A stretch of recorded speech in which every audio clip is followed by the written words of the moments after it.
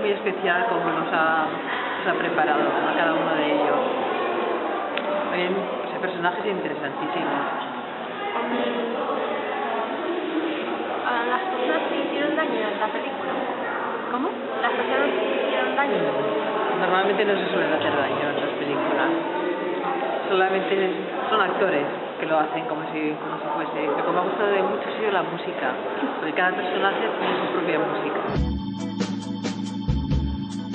La folie vuota sempre moda.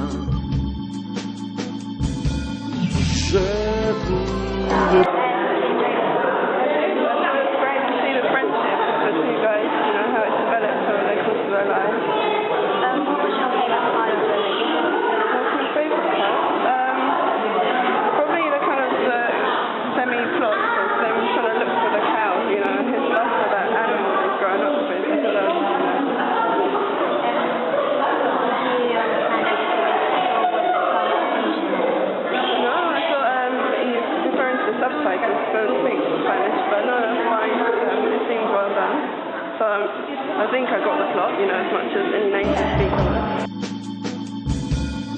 Je veux je